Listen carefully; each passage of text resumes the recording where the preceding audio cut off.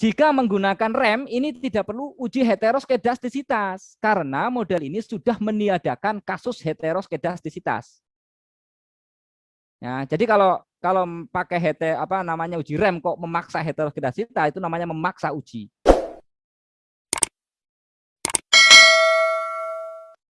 Assalamualaikum warahmatullahi wabarakatuh.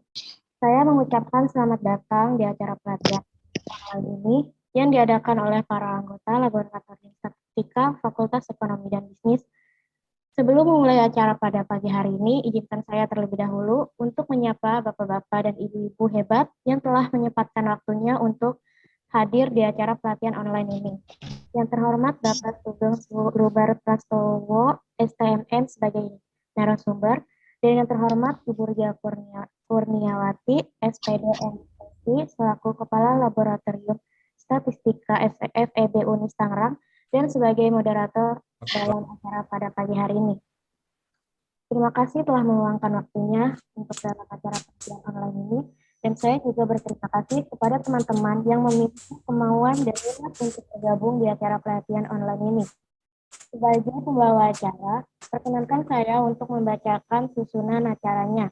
Yang pertama, pembukaan, yang kedua sambutan-sambutan, yang ketiga pemaparan materi, yang keempat tanya jawab, dan yang kelima penutup.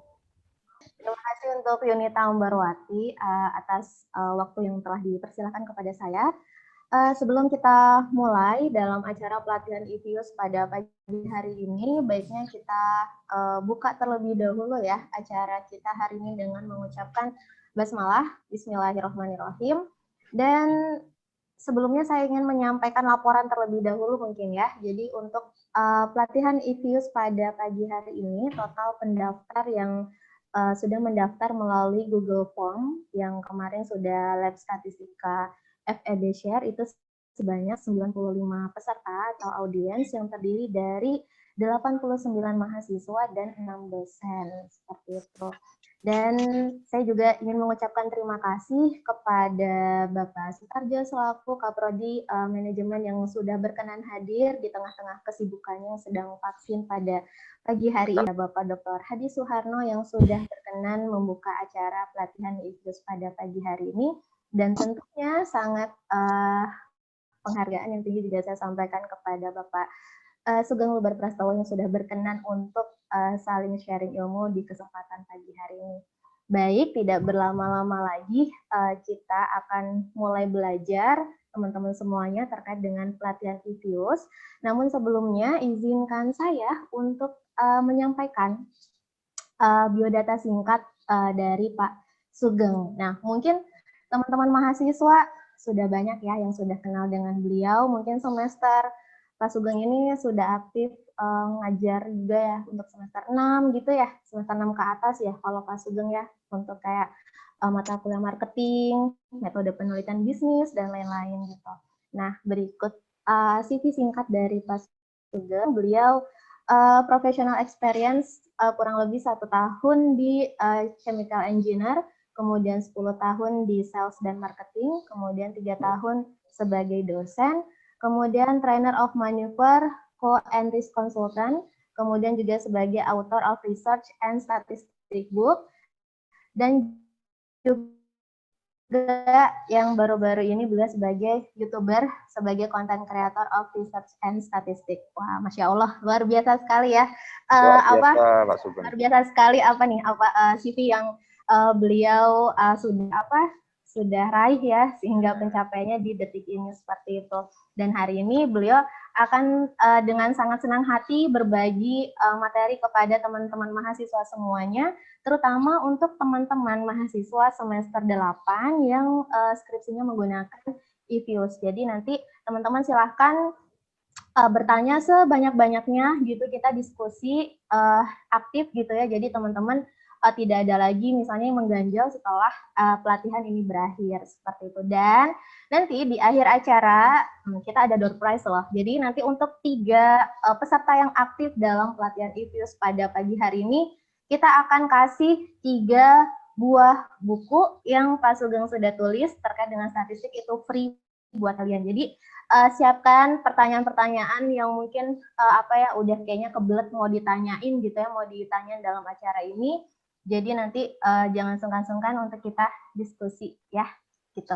Oke, tidak berlama-lama, kita langsung saja sambut Pak Sugeng Lubar Prastowo STMM untuk menyampaikan materi pelatihan IVIS pada pagi hari ini.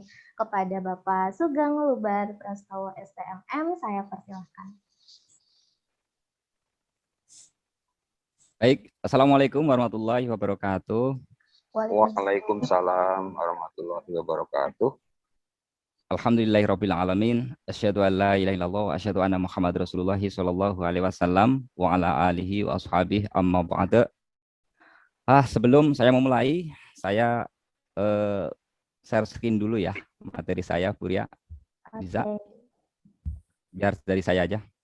Baik, yang terhormat Bapak Dekan, Bapak Hadi Suharno yang kami hormati, kemudian Bapak Kaprodi, Bapak Sutarjo yang kami hormati, kepada Ibu Ria selaku MC, Kepala Statistika dari Universitas Islam Syekh Yusuf yang kami hormati, dan kepada para panitia yang mensupport acara ini sehingga pada pagi hari ini kita bisa melaksanakan acara, mudah-mudahan sampai akhir acara bisa lancar ya, bisa membawa manfaat dan barokah.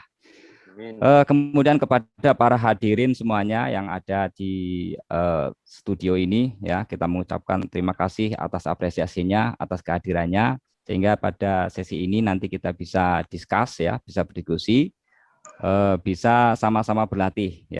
Silakan nanti apabila ada kendala ya, kebingungan dan sebagainya, setiap slide bertanya, instruksi Pak, bertanya silakan ya. Tidak masalah, kita sama-sama diskusi di sini. Baik, ground rules pada acara ini kita sepakati ya. Jadi semuanya partisipasi aktif. Tuh, gambar tangan begini nih. Ya, partisipasi aktif. Pak mau nanya Pak saya bingung Pak dan sebagainya. Silakan ya, bebas ya. Di sini kita teman ya.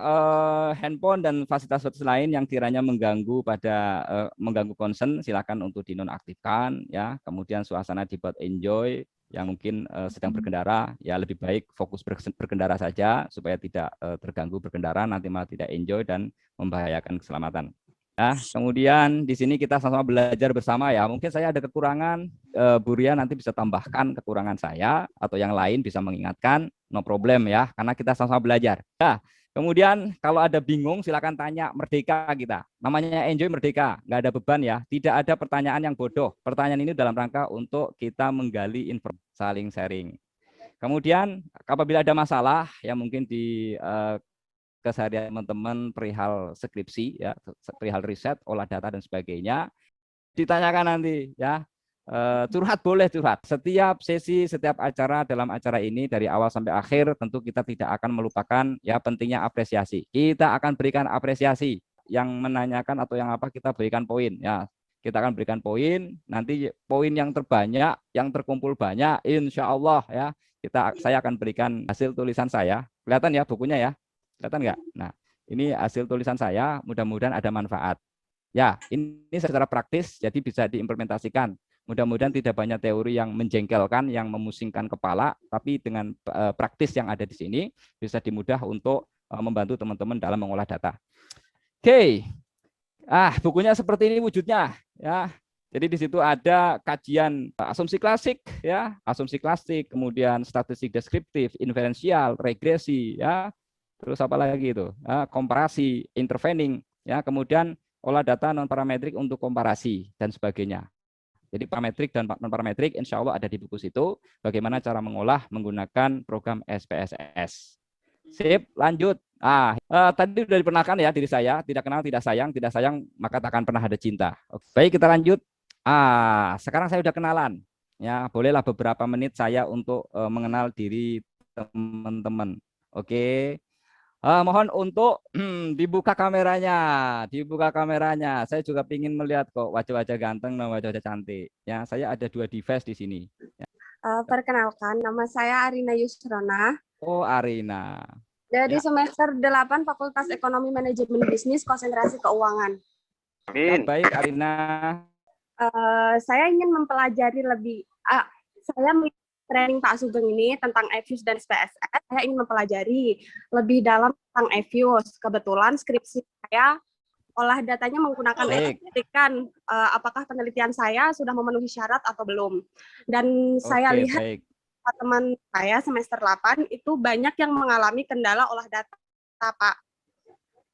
Masih belum berani karena di bab 3-nya mereka sudah terlanjur menggunakan SPSS.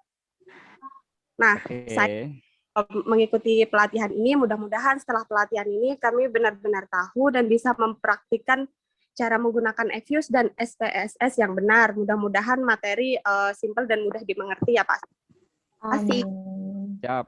Baik, terima kasih Arina. Arina pertama dia paling cepat menjawab, paling cepat respon, kemudian juga Bu Ria, poin untuk Arina langsung 20 Bu Ria. Luar biasa. Kasih poin 20. Kasih bonus Pak, Pak Sugeng yang banyak. Tulis.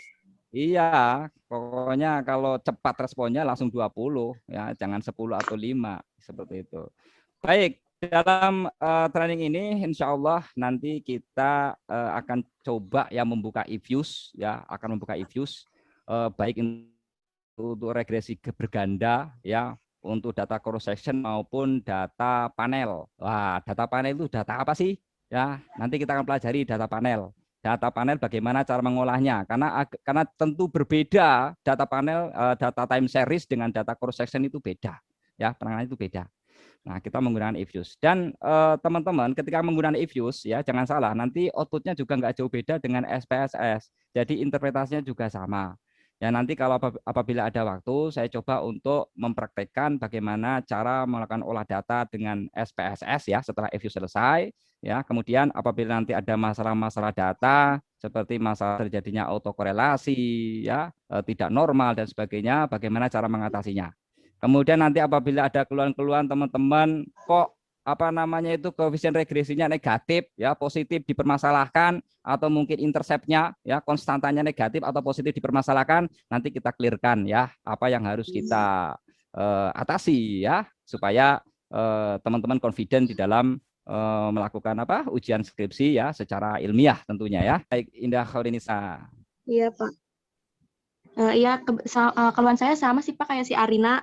Saya juga menggunakan EVIUS, tapi ada beberapa data saya yang kayaknya terjadi gejala autokorelasi sama gejala multicall, Pak. Gimana tuh Pak supaya nanti kalau ikut pelatihan ini saya bisa tahu nih Pak gimana caranya biar nggak terjadi gejala lagi.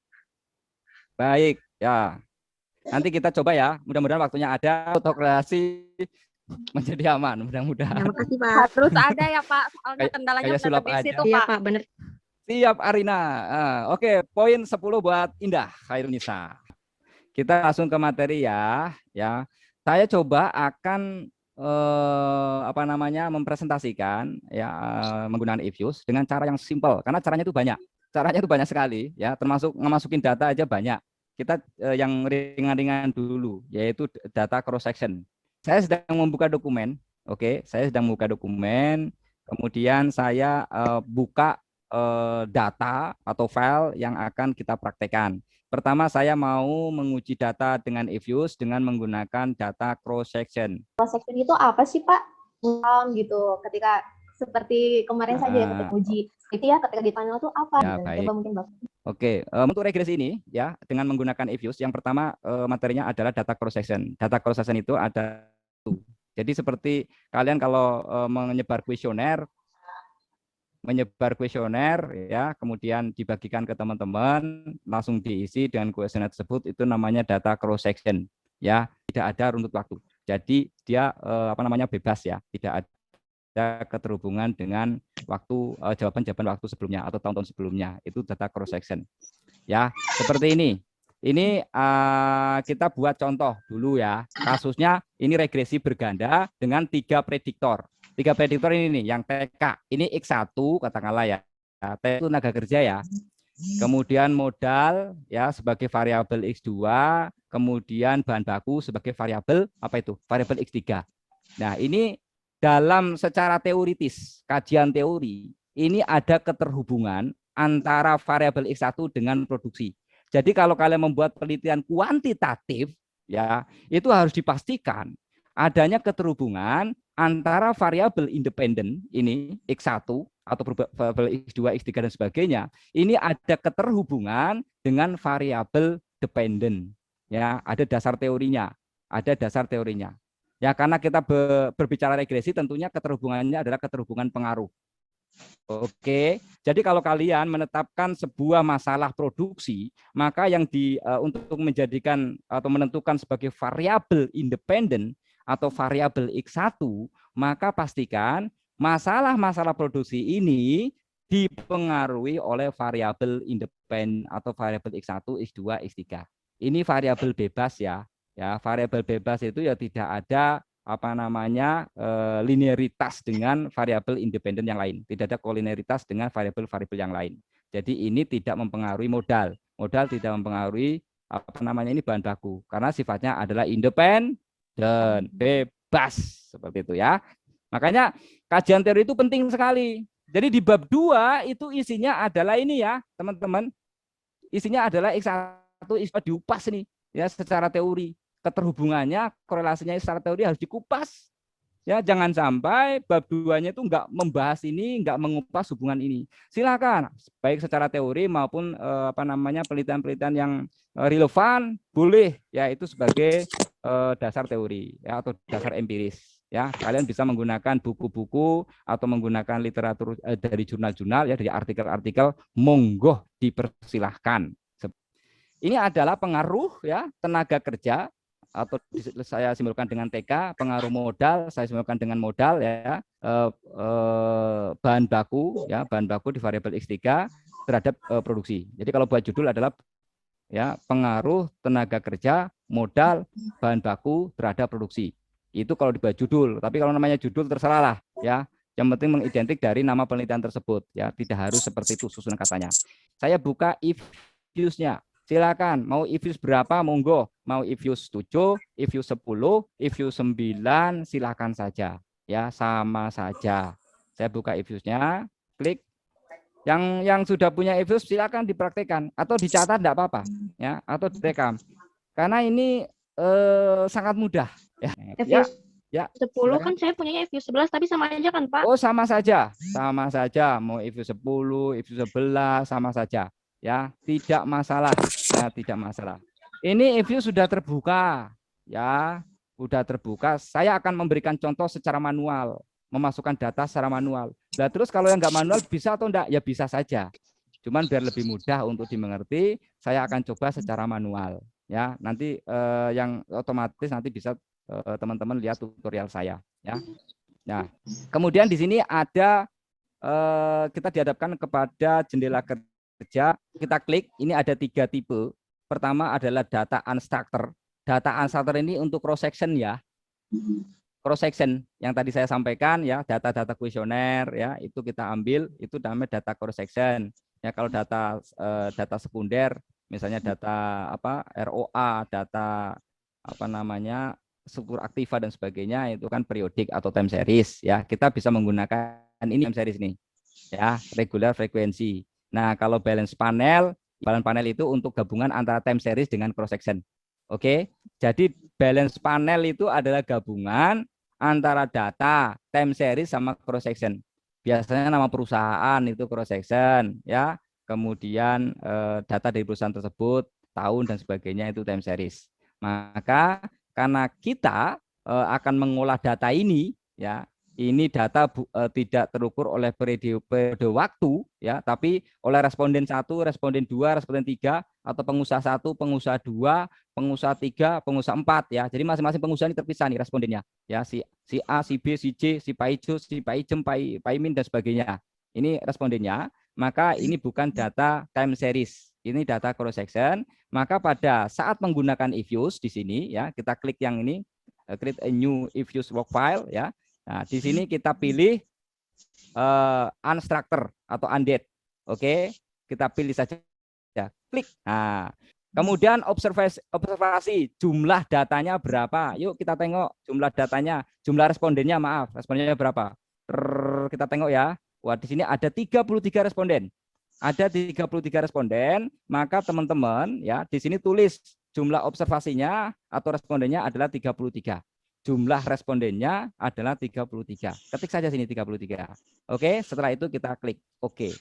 Nah, ini lembar kerja. Nanti semua yang kita kerjakan, dokumen dan sebagainya akan terkumpul di sini. Akan terkumpul di sini, variabel Y di sini, variabel X di sini, variabel apa hasil multikolinearitas di sini, apalagi ya, hasil linearitas di sini dan sebagainya. Nanti akan terkumpul semua di situ. Baik, setelah itu kita masukkan dong data yang akan kita olah. Caranya ya, di file ini ada kotak kosong ini, kalian ketik data, terserah mau kapital, mau tidak kapital, huruf kecil tidak masalah, tulis saja data, kemudian di enter. Nah, ini adalah lembar kerja yang nanti bisa digunakan untuk mengambil datanya. Data yang akan kita olah, kita copy di sini ya, kita copy. Kalau mau responden di copy tidak apa-apa ya, ini di copy tidak apa-apa sebagai data, tapi saya copy ini aja lah datanya ya. Tenaga kerja, modal, bahan baku, jumlah produksi. Diingat-ingat ya, ini X1 tenaga kerja, modal X2, jumlah produksinya adalah Y. Ya, ingat-ingat ya itu ya. Kita ketik sini, kita copy ya. Di blok saja, di blok biasa orang ngopi ya. Kemudian di Ctrl C. Nah, Ctrl C ya. Kemudian kita masukkan di sini. Ya, ini kalau kita naik turun ini nanti buat yang kosong ini nanti buat nama variabel.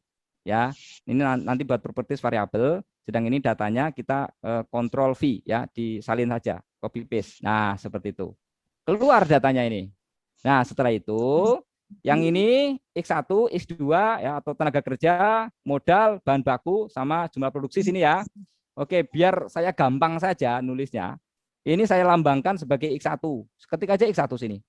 Ya. Nah, di enter ya, dipilih. Terus Pak, kalau gimana kalau nggak X1, misalnya tenaga kerja, ya bisa saja sini TK, tenaga kerja mungkin lambangkan TK, boleh saja tenaga kerja. Pak, saya nggak mau lambang-lambang gitu, langsung aja tenaga kerja, ya boleh aja, cuman kepanjangan. Ya, cuman ini nggak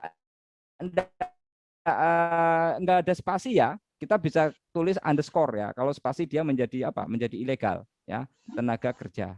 Ya, kepanjangan ya, panjangan nggak enak, yang pendek-pendek aja ya. Oke, saya kasih X1 saja. Kemudian geser ini X2 ya, kemudian geser ini X3. Nah, ini cara input secara manual ya, secara manual. Nanti kalau mau yang secara apa namanya otomatis nanti bisa di tutorial saya ada. Ya, kemudian Y, ya variabel Y. Nah, sip, udah ya. Ini data sudah masuk semua, tinggal kita lakukan olah uji regresi. Ya, kalau di if itu kita buat regresi dulu, kemudian regresinya kita uji. Apakah memenuhi syarat asumsi klasik atau tidak? Ingat, X1, X2, X3 adalah variabel independen, sedangkan Y-nya adalah variabel dependen. Maka kita klik dulu di sini. Ini lembar kerja kita mainkan di sini nih. Jadi pusat operasionalnya di sini nih. Ya, di lembar kerja ini kita klik Y, oke. Di blok Y-nya, kemudian pencet kontrol di keyboard. Nah, pencet kontrol di keyboard, kemudian ya klik X1. X1 itu variabel independen ya, independen 1 atau tenaga kerja. Kemudian X2, pencet lagi, jadi kontrolnya masih di on kan ya, X2, kemudian klik X3. Nah, jadi berurut ya, Y dulu di blok, kemudian X1, X2, X3. Oke, ini sudah di blok semua nih. Kemudian klik kanan. Ya, klik kanan tuh. Kemudian ya geser di sini as equation. Oke, as equation. Ting dong. Nah, muncul seperti ini. Jadi Y spasi X1, X2, X3, Ctrl C. Ya. Kalau mau ditulis manual pun enggak apa-apa ya. Y X1, X2, X3. C-nya di belakang. Ini namanya konstanta. Oke. Teman-teman boleh konstantanya ini di belakang, boleh saja konstanta itu Y taruh di sini C. Bisa saja di sini. Kemudian ini hapus. Ya, mau hurufnya kecil besar enggak masalah. Ya. Misalnya C di sini ya, enggak apa-apa. Tadi kan di belakang. Hanya nanti outputnya itu cuma beda kok. Ya. Jadi kalau misalnya beberapa tutorial teman-teman melihat apa namanya C-nya di sini atau di belakang, nggak usah dipermasalahkan. Setelah itu kita klik OK. Ini adalah hasil regresi sama dengan keluaran SPSS. Berarti kita lihat ya, kita interpretasikan ya, klik di sini ya. Karena untuk variabel X1-nya, variabel X1 ini ya. Ini nilai probability-nya 0,9374. Berarti tidak signifikan ya. Di variabel X1 ya tidak berpengaruh secara signifikan ya. Arah pengaruhnya negatif tapi tidak berpengaruh secara signifikan. Oke. Kemudian yang variabel X2 secara parsial ya berpengaruh secara signifikan terhadap variabel Y. Ya, variabel apa tadi? Tenaga kerja jumlah produksi ya. Nah, jadi variabel X2 berpengaruh secara signifikan. Kita lihat dari probabilitas ini. Nilainya di bawah 0,05. 0,00 ya. Kemudian variabel X3 ini berpengaruh secara signifikan ya, secara parsial terhadap variabel Y. Sama ya hasilnya? Sama. Kemudian ini uji T-nya nih. Ini nanti kalian ketika misalnya nilai signifikansinya 0,05, oke. Jika kalian menjumpai nilai probability-nya di sini 0,05 ya. Ya, kalian kan susah tuh. Ini signifikan atau enggak nih pengaruhnya? Karena pas 0,05 kan, maka kalian bisa bandingkan dengan uji T-tabel. Namanya T-tabel lebih besar dengan T-hitung. Apabila itu lebih besar, maka ya hasilnya adalah signifikan. Oke, jadi ada dua cara untuk menentukan signifikansinya. Nah, kemudian bagaimana besarnya pengaruh? Oke, besarnya pengaruh berapa? Ada yang menggunakan R-square pedomannya, ada yang menggunakan adjust R-square. Kalau saya lebih merekomendasikan menggunakan adjust R-square. Ya, karena adjust R-square itu pure dia bisa menyimpulkan dari model regresi. Tidak dipengaruhi dengan jumlah variabel independen. Berbeda kalau R-square dia dipengaruhi oleh variabel independen. Artinya semakin banyak variabel independennya, maka R-square akan semakin baik. Bisa terjadi seperti itu. Nggak masalah ya, R-square atau adjust R-square nggak masalah secara statistika. Seperti itu. Berarti kita simpulkan ya bahwa besarnya pengaruh variabel X1, X2, X3 secara simultan ya. Oke, secara simultan besarnya pengaruh terhadap variabel Y ini sebesar 93,2%. Ya. Berarti sisa 6, sekian ya. Itu variabel sana yang tidak kita teliti, yang tidak masukkan dalam penelitian. Ya, 100 dikurangi 93 kan seperti itu. Oke.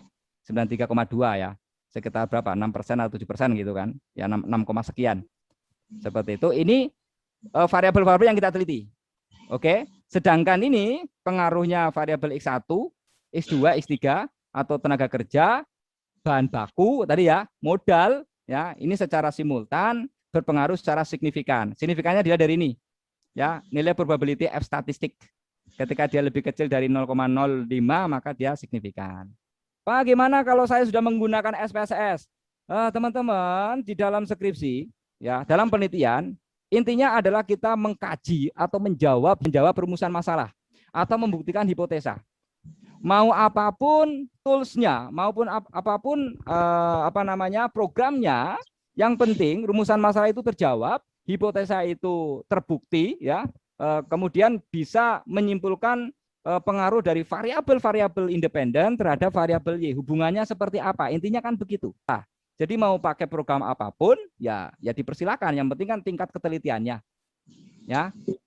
Yang penting tingkat ketelitiannya. Oh ya, ini teliti hasilnya bagus, regresinya bagus, ya bisa mewakili dari simpulan atau jawaban, ya dengan kondisi yang sebenarnya, dengan fakta yang ada, sehingga bisa menjadi rekomendasi buat fakultas, buat pendidikan maupun buat perusahaan yang kita teliti. Kan seperti itu intinya.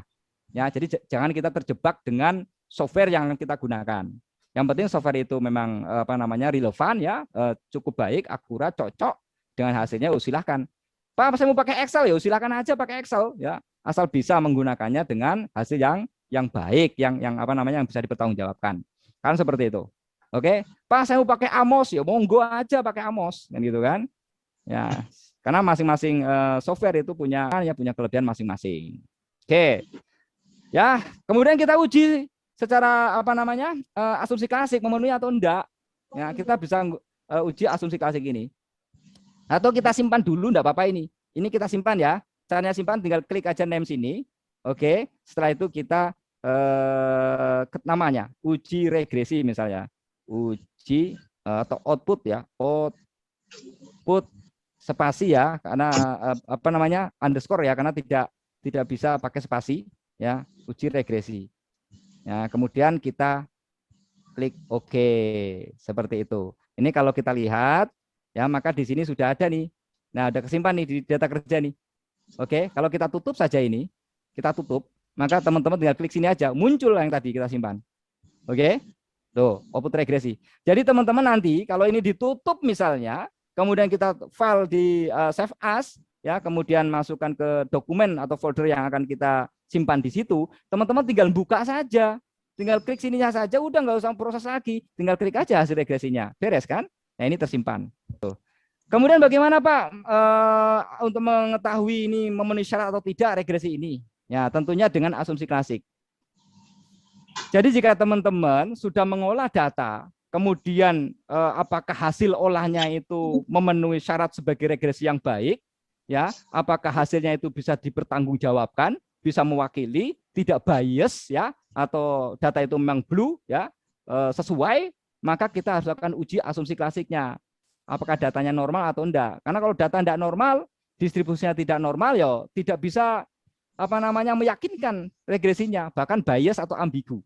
Ya, kalau kita menggunakan hasil penelitian yang ambigu, simpulan yang ambigu, yang bias, maka ya nanti akan membahayakan ke perusahaan.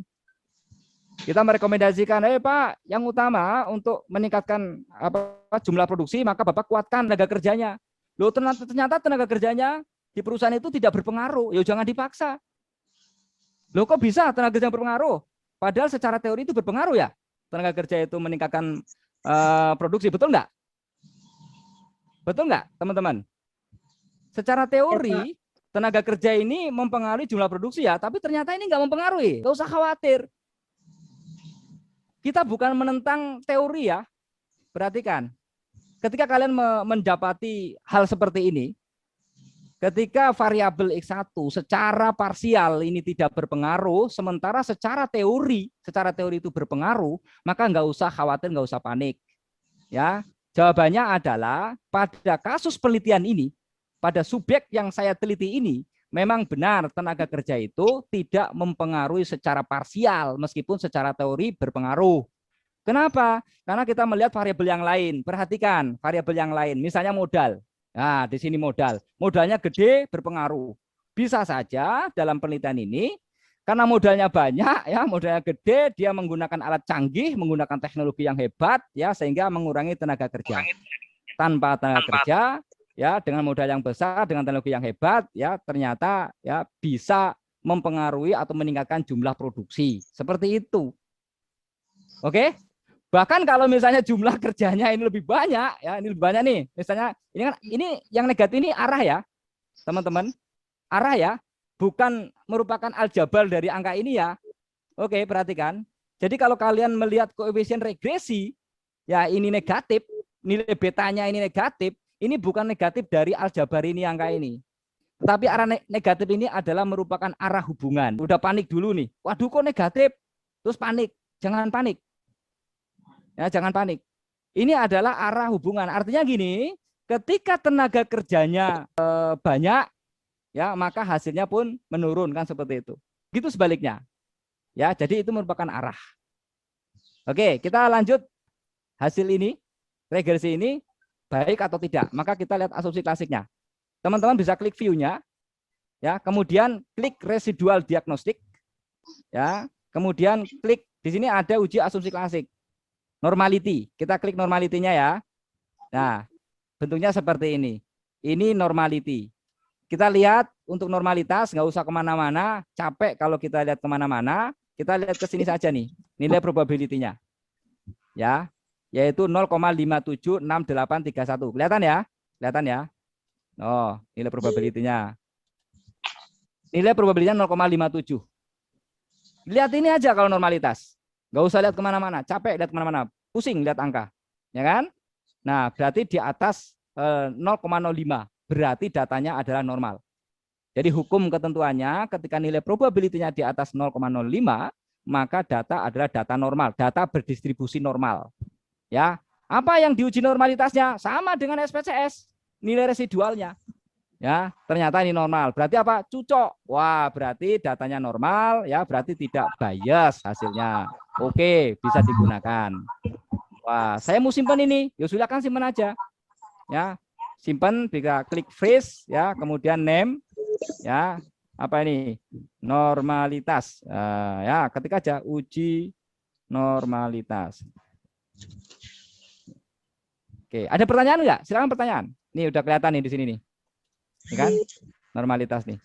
Oke, Sugeng, Ya. sebelum teman-teman bertanya, Ya. saya mau coba apa ya, menarik kesimpulan yang tadi sudah Bapak Ya. sampaikan. Sekaligus Silakan.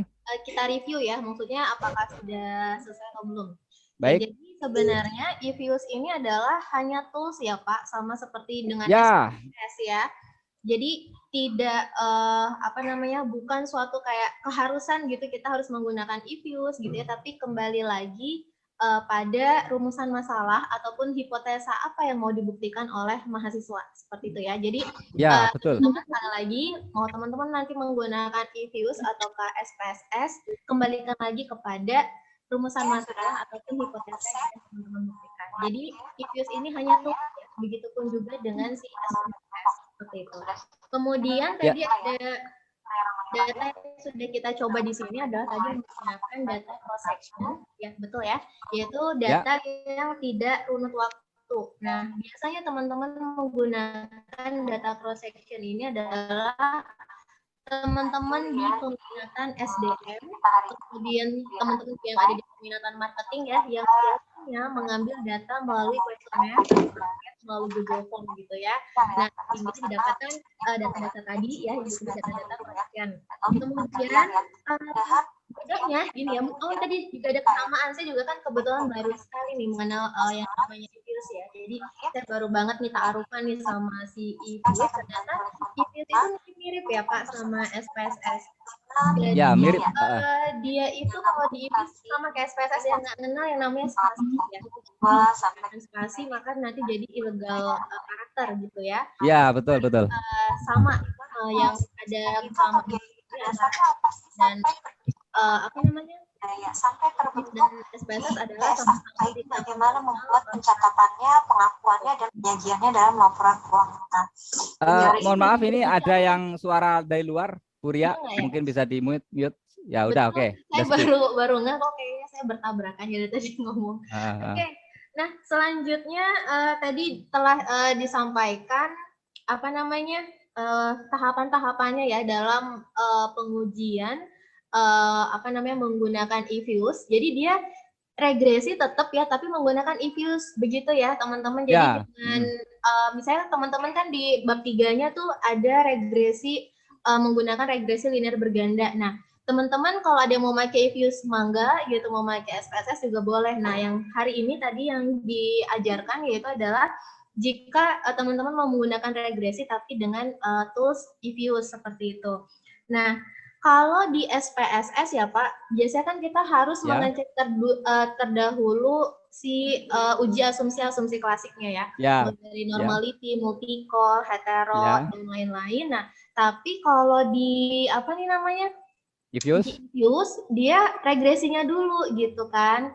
Jadi itu yang agak beda mungkin ya ininya, alurnya mungkin seperti itu. Nah, itu bagaimana sih Pak? Saya masih ini apa namanya, apa memang seperti itu atau bisa nggak sih kita cek normality dan lain-lain dulu baru ke si equation regresi bergandanya?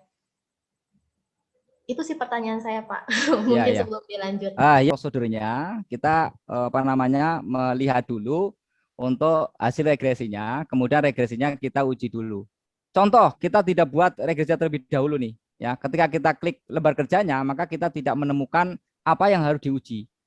Oke, makanya kita harus tampilkan dulu hasil regresinya. Ini kan nggak ada nih, data panel juga seperti itu. Jadi regresinya dulu, lihat, nanti baru dilakukan uji model. Regresi ini sudah sesuai belum modelnya, model regresi yang terbaik atau tidak. Nanti dilakukan uji seperti itu. Input data, kemudian buat uji regresinya tadi ya. Kemudian kita cek asumsi klasiknya. Oke, kita tadi udah simpan ya output regresinya. Nah, baru kita sudah melakukan uji normalitas ya. Baru kita lakukan uji apa lagi? Uji heteroskedastisitas. Residual diagnostik ya. Kemudian kita klik heteroskedasticity test. Di sini, klik saja. Nah ini ternyata banyak sekali untuk uji heteroskedastisitas. Bisa cara ini ya, Bruce, bisa cara Harvey, bisa cara Glaser, bisa ARCH, bisa White dan sebagainya. Terserah kalian mau pilih cara yang apa, terserah. Ya pakai White boleh, pakai Glaser boleh. Pakai Glaser aja yang biasa ya. Kita pakai Glaser. Nah, ini hasilnya nih. Ya, bagaimana cara menginterpretasikannya? Lihat ininya nih. Ya, nilai probability chi-square-nya untuk observasi R-square di sini. Kalau ketika ini nilai probabilitasnya di atas 0,05, ya nilai di atas 0,05, maka aman dari kasus heteroskedastisitas. Atau bisa dilihat dari sini nih untuk masing-masing per variabelnya. Ya, maka safety aman ketika di atas 0,05. Ya, sama yang diuji adalah nilai absolut residualnya. SPSS juga begitu ya, Bu ya? Yap. Ya, yang diuji absolut residualnya. Ya. Kenapa absolut? Karena yang diuji heteronya adalah yang bernilai positif kan gitu. Kalau residual itu kan ada yang negatifnya bermacam-macam kan ya, maka dibuat absolut residual. Nah, di sini sama kan hasilnya? Berarti ini semuanya di atas 0,05. Terus multicol. Multicol itu gini, apakah variabel X1 ini memiliki hubungan pengaruh atau enggak? Atau memiliki hubungan enggak dengan X2 gitu loh. Jadi X1 dengan X2 punya hubungan enggak? Punya kolinier enggak? Nah, kalau variabel bebas ya hendaknya jangan punya koliniaritas. Ya, seperti itu. Supaya datanya nanti tidak bias. Ini bisa disimpan dulu ya, simpan. Freeze, klik freeze ya, kemudian name. Heteros. Nah, ya, kita klik OK. Udah kesimpan. Jadi semuanya di sini nih. Semuanya disimpan nih di sini. Jadi kalau kalian nge-save ini udah tinggal buka ini aja. Enggak, ini tutup enggak masalah, ini tutup nih. Yang ini tutup enggak masalah, tutup aja. Ya, enggak ngaruh. Ya. Tutup. Oke, ini X1 ketik aja X1. Tuh. Ini variabel X1. Ya, tutup enggak masalah. X2 klik aja. Ya, semua ada di sini lembar kerjanya. Oke, seperti itu ya. Nah, kemudian bagaimana uji multicol? Ya, uji multikolinitas bagaimana? Kita buka dulu nih output regresinya. Seperti itu ya. Bagaimana uji multikol? Kita langsung ke lembar utama di sini nih. Ya, ini agak beda. Ya, di quick di sini ya. Ini kita tutup enggak apa-apa. Di quick sini, klik quick ya. Kemudian grup statistik. Oke. Kemudian klik correlation untuk melihat korelasinya. Correlation. Nah, silakan di sini diketik aja. Yang mau diuji multicol biasanya apa? Variabelnya multicol enggak? Enggak usah ya. Yang namanya multicol ini kan antar variabel independen doang ya. Betul enggak? X1 berarti kan? Ya, X2 kita ketik aja. X3. Kan seperti itu. Ya, kemudian kita klik OK. Ya, kita masuk klik yes. Nah, ini uji multicolnya. Kita lihat uji multicol. Ketentuan multicolinitas jika menggunakan efisiensi itu di atas 0,8 atau 0,9. Ya, ada yang 0,8, ada yang 0,9. Ya, terserah mau yang mana. Kalau menurut saya yang gampang aja. Kalau misalnya 0,8 ya kita ambil 0,9. Nggak usah bikin pusing. Ya. Nah, kita lihat kolineritas antara X2 dengan X1. Dia 0,79, berarti di bawah 0,8. Ya. Berarti dia terjadi multicolinitas. Ya, X1 dengan X3 ya 0,49 berarti di bawah 0,8. Betul enggak? Di bawah 0,8 ya? Atau di bawah 0,9 ya. Jadi ya, silakan. Kalau semisal hasil dari multicolnya 8,9 gitu kan kurang dari 0,9. Ya. Itu berarti terjadi multicol atau enggak? Ambil aja 0,9-nya ketentuannya. Oh. Ya, karena ada referensi yang 0,8. Berarti kalau 0,8 berarti masih masuk ya? Masih masuk. Ya, karena di bawah 0,9. Nah, kalau di beberapa referensi ada yang 0,8, ada yang 0,9. Jadi ambilan 0,9. Ya, kalau memang seperti itu. Oke, Arina, poin 10. Berarti berapa Arina tadi? Kayaknya paling banyak Arina. Tambah lagi Bu Ria, poinnya 10. Berarti untuk Arina 20 ke 10 ya, Pak? Ya. Baik, ada pertanyaan? Oke, setelah itu kita kalau sudah nggak ada pertanyaan, kita lanjut ke data panel. Yang utama yang diamankan adalah ini ya. Ini harus simpen dulu nih. caranya yo klik file ya, kemudian save as ya. Kemudian di sini mau disimpan di mana? Ya, di sini ya. Hasil pelatihan apa? Regresi berganda Ifuse. Nah, misalnya gitu ya. Dah kayak gini aja. Dah. Data regresi berganda untuk data cross section sudah kita lakukan uji olah data menggunakan Ifuse. Selanjutnya kita akan ke pelatihan untuk regresi data panel. Oke, baik. Kita langsung melanjutkan ke uji regresi data panel. Nanti teman-teman bisa menanyakan lebih lanjut yang menggunakan data panel. Atau ini juga tidak usah khawatir ya. Ini juga ada keterhubungan ketika menggunakan SPSS. Hanya pun tidak jauh beda. Ya, bagaimana cara menggunakan regresi data panel. Baik, kita langsung ke materi selanjutnya. Data panel ya, ini adalah gabungan antara data cross section dengan data time series ya. Cross section itu data tidak tergantung dengan waktu ya, atau data individual. Kemudian time series adalah data yang runtun waktu atau periodik ya, atau runut dan sebagainya. Biasanya datanya adalah data perusahaan, perusahaan A, perusahaan B, perusahaan C, itu sebagai data cross section. Kemudian data panel time seriesnya adalah ya misalnya ROE ya, ROA, ROE apalagi itu ya, tato dan sebagainya. Ya orang-orang keuangan lebih paham lah seperti ini. Kalau saya nggak begitu paham yang namanya tato, ROE dan sebagainya. Kalian ahli-ahlinya. Oke, baik, kita buka ya untuk data yang akan kita praktekkan. Saya langsung praktekkan saja. Langkah-langkahnya untuk melakukan olah data, regresi data panel, yang pertama adalah tentu input datanya. Ya, kita akan input datanya, kemudian setelah data diinput, kita lakukan estimasi model. Ada 3 model menggunakan Ifuse. Kita akan buat regresi dengan model common effect model dengan Ifuse. Kemudian kita akan menggunakan regresi menggunakan model fixed effect model, kemudian menggunakan random effect model. Kita akan buat 3 ini dengan menggunakan Ifuse. Ya, dan langkah-langkahnya mudah, tidak ngelibet. Ya, kalau ngelibet itu karena belum terbiasa. Setelah itu nanti kita lakukan analisa prasyarat. Mana ketiga model ini yang lebih cocok, yang lebih bagus, yang mewakili sebagai simpulan dari olah data regresi atau model regresi. Setelah itu, setelah cocok, baru lakukan interpretasi data. Ya, nampaknya kok ruwet ya. Baik, supaya tidak ruwet, langsung kita praktekkan. Insya Allah saya akan coba dengan praktek yang simple dan mudah. Ya. Oke, perhatikan ini. Ini adalah nama perusahaan ya, yang saya ambil dari mana, dari BEJ atau dari mana nggak ngerti ya. Ini AXPI, nama perusahaannya dan sebagainya. Kemudian tahunnya saya ambil dari tahun 2015 sampai tahun 2020. Kemudian SA itu struktur aktiva ya. Struktur aktiva katakanlah 0,4 sekian ya sampai selesai. Kemudian ROA-nya return on asset ya. Nah, seperti itu 0, dan seterusnya. Kemudian growth atau pertumbuhannya, kemudian ukuran ya, ukuran perusahaan, kemudian DER. DER itu apa? Debt equity rasio ya, betul ya? Ya, benar, Pak. Nah, makasih. Debt equity ratio. Nah, oke. Ini datanya saya ambil tahun 2015 sampai 2020. Ya, kita lihat ada berapa perusahaan. Ingat-ingat ya. Ini semua ada 31 perusahaan. Ingat-ingat ya. Jadi yang akan saya ambil ini ada 31 perusahaan.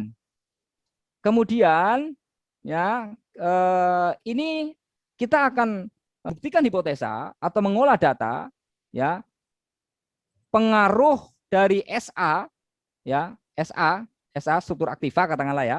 Ini saya lambangkan X1 biar gampang ya. Kemudian pengaruh dari ROA ini nanti saya lambangkan dengan X2 ya.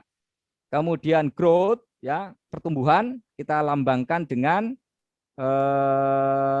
X3 ya, X3. Kemudian DER ya, debt equity ratio atau hutang ya, kita lambangkan dengan Y. Untuk size tambah lagi size ya, size belum ya.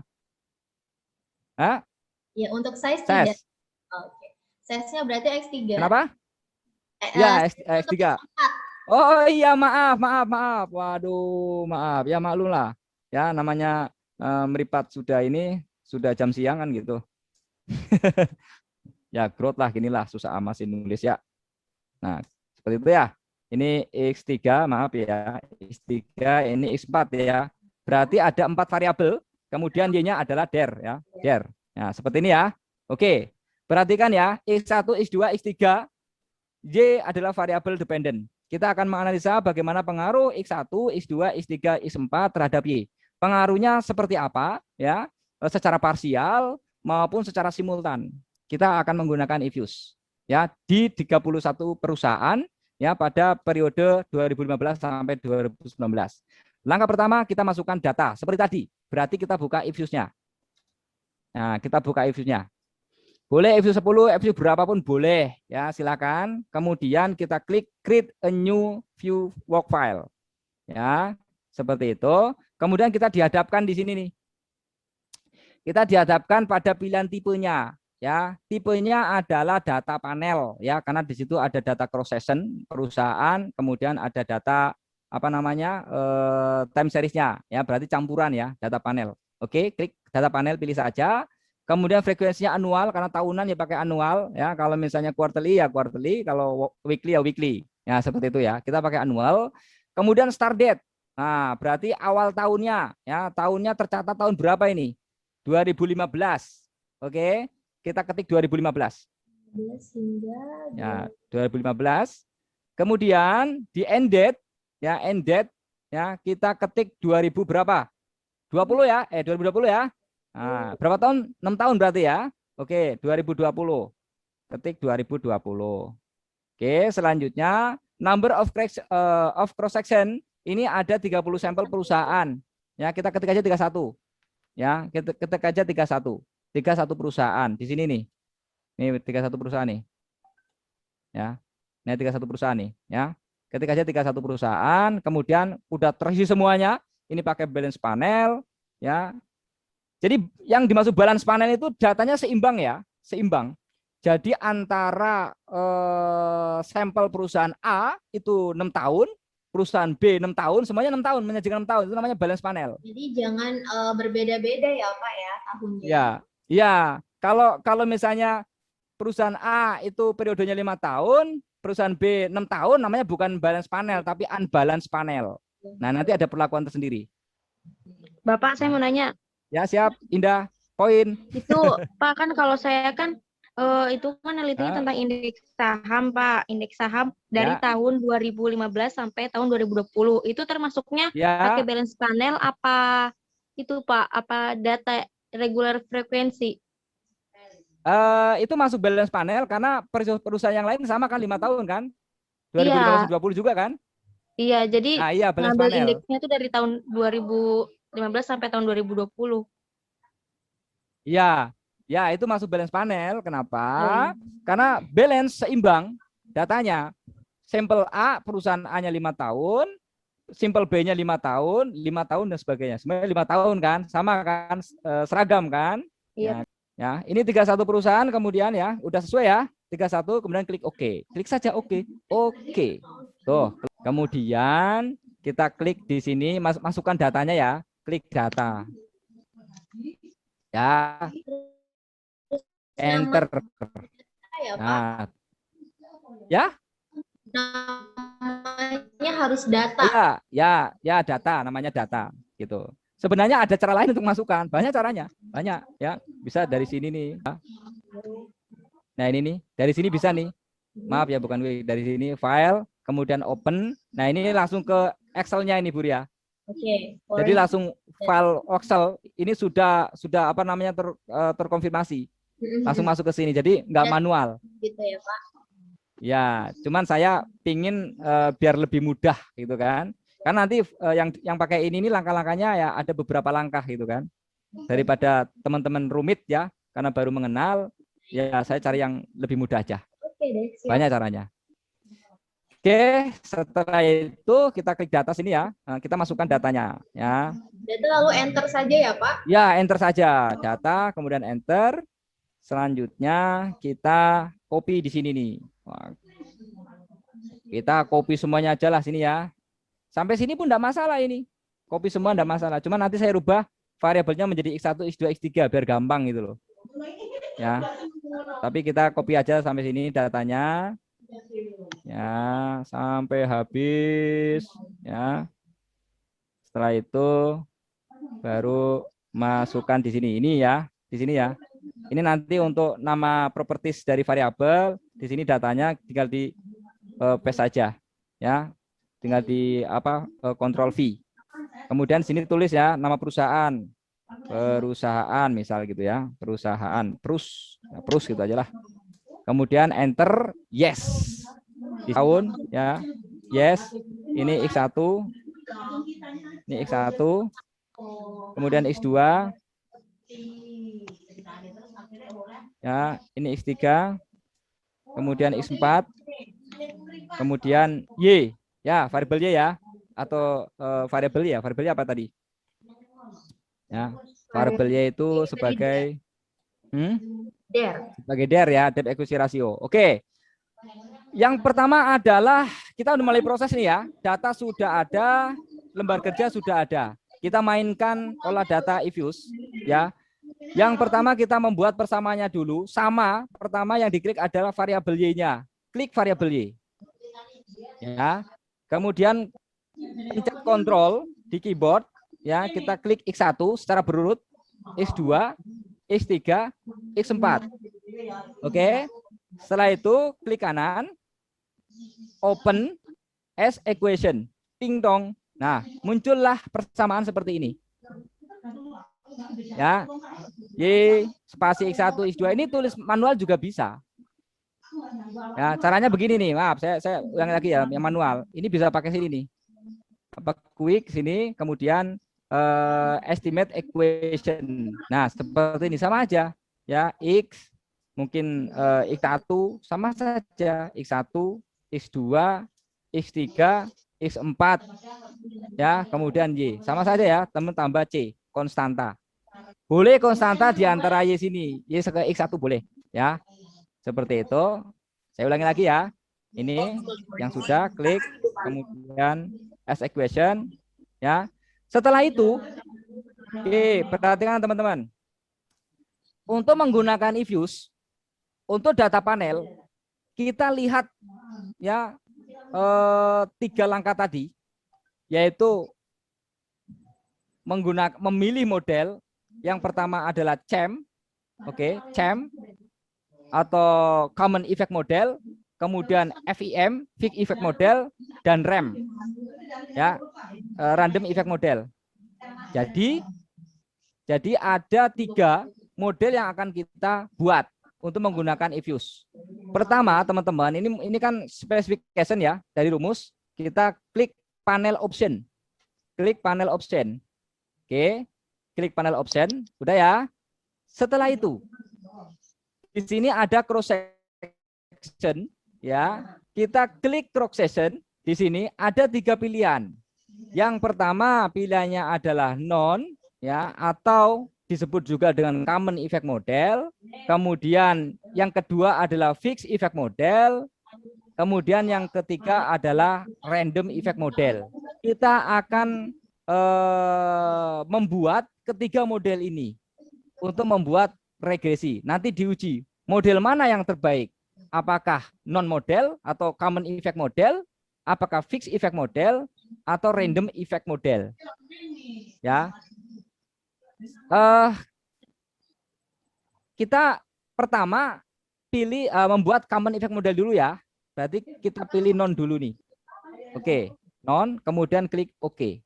Nah, selesai nih. Ini adalah output regresi untuk model common effect model. Ya. Kita buat modelnya dulu deh. Ya, kita kasih nama sini. Ya, kita kasih nama model common. Ya, common itu kita singkat dengan CEM ya. CEM, common effect model. Ya, CEM. Oke. Common effect model, kemudian klik OK.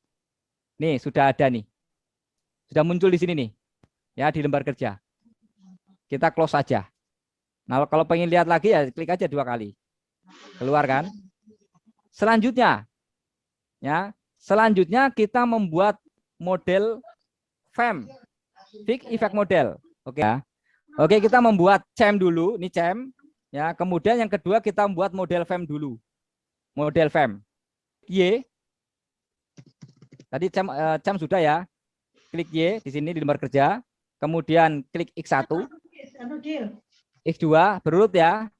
X3, X4. Oke, setelah itu klik kanan. Oke, klik kanan. Kemudian klik open. Klik as equation. Teman-teman yang tidak menggunakan program dilihat saja ya, atau mau dicatat langkah-langkahnya, nanti kalian bisa melihat di tutorial saya di channel YouTube saya. Ya, jadi lebih mudah untuk mengenalinya. Kemudian klik panel option. Ya, ini kita menggunakan membuat model FEM. Oke, Fixed Effect Model. Berarti pakai ini fix. Jadi ketiga model ini kita buat ya. Klik fix. Setelah itu klik OK. Nah, ini Fixed Effect Model nih. Ya. Fixed Effect Model. Kita kasih nama. Klik name. Ya, kita klik name, kasih sini model FEM. Kita ketik ya. Pakai spasi underscore ya. Model FEM supaya tidak ilegal karakter. Kemudian klik OK. Nah, ini udah muncul nih. Ya. Selanjutnya kita close dulu ini, close. Tahu udah disimpan ini. Ya, kita lanjut CEM. CEM apa namanya? REM ya, Random Effect Model. Ini di sini nih. Kita lanjut Random Effect Model ini. Kan membuat CEM sudah, FEM sudah, tinggal REM. Oke, kita klik kanan ya, kemudian klik open as equation. Ya, kemudian klik panel option. Kemudian cross section ini kita klik, kita masuk ke random ya, Random Effect Model, kita klik OK. Selanjutnya kita kasih nama di sini. Ya, model REM. Oke. Oke, simpan. Nah, ini udah semua ya. Oh, udah semua nih. Kita coba aja klik semuanya nih. Ini model CEM, ini model FEM. Ya, ini model FEM, ini model CEM yang belakang nih. Nah, ini. Oh. Nah, ini nanti teman-teman kalau misalnya mau mengolah data, ketiga model ini boleh dipampang di skripsi ya. Kalau misalnya dosen pembimbingnya pengen lihat ketiga model ini. Tampangan aja. Ini adalah model utama dari regresi yang nanti akan kita uji model mana yang paling tepat untuk penelitian dari teman-teman, dari data teman-teman. Apakah dia menggunakan model CEM, apakah paling bagus menggunakan model FEM, ataukah paling bagus menggunakan model REM, Random Effect Model, yang masing-masing punya keistimewaan ya, masing-masing punya keistimewaan. Kalau CEM atau Common Effect Model, ya ini pendekatan yang paling sederhana. Ya, ini Common Effect yang non tadi. Ini pendekatan yang paling sederhana karena dia mengkombinasikan data time series dan cross section, ya, tetapi dia tidak memasukkan atau tidak memperhatikan dimensi waktu, ya, atau individu. Jadi kosong. Ya, dia hanya mengkombinasikan data time series dan cross section, tetapi dia tidak memasukkan atau tidak memperhatikan dimensi waktu, ya, atau individu. Ya. Atau bisa diasumsikan ya pelaku data sama dalam berbagai kurun waktu. Mau waktu apapun sama, dianggap seperti itu, diasumsikan seperti itu. Ini pendekatan menggunakan CEM ya, Common Effect Model. Jadi tidak terhubung oleh waktu, diasumsikan seperti itu hasilnya. Ya. Nah, ini namanya OLS ya, pendekatan OLS ya, OLS. Jadi kalau OLS ya nanti bisa dilanjut dengan uji yang lain juga sama ya, seperti SPSS seperti itu. Nah, kemudian kalau Fixed Effect Model, ini fix ya, FEM. Ya, ini keistimewaannya apa? Bila FEM. Nah, model ini diasumsikan ya bahwa perbedaan antar individu, antara subjek ya, yang dapat diakomodasikan dari perbedaan interceptnya menggunakan variabel dummy. Jadi menggunakan variabel dummy ini.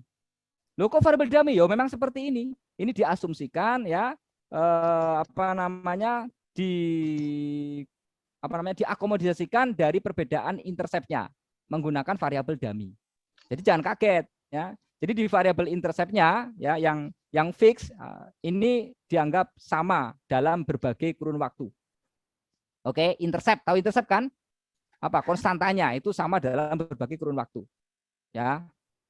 Nah, pendekatan FEM ini disebut juga dengan pendekatan least square, panel least square. Oke. Ya. Pendekatan least square dummy, ya, dummy variabel. Ya. Jadi bukan dummy ini palsu, tidak, ini ada pendekatan prediksi ketika menggunakan fixed effect model. Ya. Kamu nanya dong. Ya, silakan. Siapa? Arina. Iya, tadi kan Bapak bilang kalau FEM itu variabel dummy. Nah, berarti kalau semisal pakai model pendekatan FEM itu boleh-boleh saja apa gimana? Halal. Halal. Namun berarti? Ya, sah-sah saja, boleh-boleh saja. Tapi nanti kelanjutannya adalah diuji kelayakannya. Apakah yang digunakan FEM ini memenuhi syarat atau tidak? Nanti kita lanjut. Ya, jadi FEM ini memenuhi syarat atau tidak? Mana yang lebih ideal, yang lebih cocok syaratnya antara FEM, antara CEM, antara REM. Ya, berarti antara ya. Berarti kita harus mencoba ketiga model tersebut baru kita tahu mana yang terbaik. Betul. Artinya, walaupun itu variabel dummy berarti nggak apa-apa ya dipakai ya? Tidak apa, karena memang dikondisikan seperti itu. Ya, asumsi dalam EViews perhitungannya seperti itu, ya, dikondisikan seperti itu, ya. Nah, jadi gini, simpulan dari penggunaan olah data ini adalah untuk menyimpulkan persamaan pengaruh yang terbaik, ya, yang mendekati dari jawaban-jawaban penyelesaian dari kasus yang kita teliti. Kemudian yang REM ya, yang REM ini pendekatan model yang memasukkan efek dimensi individu dan waktu. Ya, jadi ini lebih masukkan sesungguhnya data dari panel, yaitu masukkan dimensi waktu dan individu. Namun pendekatan REM ini ya mengasumsikan bahwa efek dimensi ya ini terletak pada error dari model. Ya, meletakkan error dari model. Nah, pendekatan dari REM ini menggunakan pendekatan GLS, berarti tidak perlu adanya uji heteroskedastisitas. Ingat, jika menggunakan REM ini tidak perlu uji heteroskedastisitas karena model ini sudah meniadakan kasus heteroskedastisitas. Ya, jadi kalau pakai uji REM kok memaksa heteroskedastisitas, itu namanya memaksa uji. Ya, tidak perlu menggunakan uji heteroskedastisitas karena sudah dianggap ya dalam model ini datanya bebas dari heteros, kasus heteros. Oke, paham ya? Jadi langkah pertama kita membuat ketiga masing-masing model. Ya, kita membuat ketiga masing-masing model. Baik, selanjutnya saya akan tutup semua ini. Saya tutup biar nggak ribet di layar monitor. Perhatikan ini catatannya. Ini nanti bisa slide-nya di share. Jadi dari regresi yang kita buat tadi, yang CEM, FEM sama REM, kita uji mana regresi model yang terbaik ya, yang representatif untuk jadi simpulan penelitian. Pertama kita lakukan uji Chow. Uji Chow ini adalah membandingkan antara hasil model CEM ya, common effect model yang tadi pakai non itu ya, versus FEM, model fixed effect model. Nah, caranya membandingkan bagaimana? Secara teknis ini sudah saya buat susunan teknisnya ya. Nanti saya buka model fixed effect model. Kalau hasil cross section chi-square-nya yang nanti di output nanti setelah kita pakai uji ini, hasilnya kok lebih kecil dari 0,05 nilai probability cross section chi-square-nya, berarti kita pilih FEM ya. Yang CEM ini kita tinggalkan dulu. Nah, kalau nanti sudah di CEM terpilih, ya lanjutkan dengan uji Hostman. Kita nengok ke uji Hostman ini. Nah, nanti yang di uji Hostman yang kita buka bukanlah FEM. Ya, uji Hostman itu membandingkan antara FEM dengan REM, dengan fixed effect model dengan random effect model. Maka yang kita buka adalah yang model REM. Setelah itu dengan uji Hostman. Nanti lihat hasilnya. Kalau dia lebih kecil dari 0,05 maka ya pilihlah FEM. Kalau ternyata dalam chi-square-nya lebih besar 0,05, maka pilihlah REM. Nah, nanti di sini kalau kita pilih FEM berarti berhasil, selesai. Itu yang digunakan FEM. Udah nggak usah gunakan yang lain, nggak usah gunakan model rem, nggak usah gunakan non atau common effect model. Selesai di rem fem ini, udah selesai. Tapi kalau ternyata di sini yang dipilih hasilnya ternyata di atas 0,05, maka pilih rem. Nah, berarti lanjutkan uji ke uji Lagrange multiplier. Ini agak ruwet memang, agak ruwet, agak ruwet. Tapi sebenarnya kalau udah terbiasa mendengarkan, terbiasa mencoba, nanti akan lebih mudah. Tadi Pak Tarjo sudah bicara ini, ya 1 udah dapat poin nih. Yang cowok nggak ada, kayaknya yang ada itu Arina sama Indah Khairunisa ya. Iya, Wah, ini bisa dapat dua-duanya nih, ya. Pak sama Pak Tarjo nih bisa dapat nih. Ya. Yang jadi MC, nanti dapat juga dari saya, berarti saya harus siapkan 4.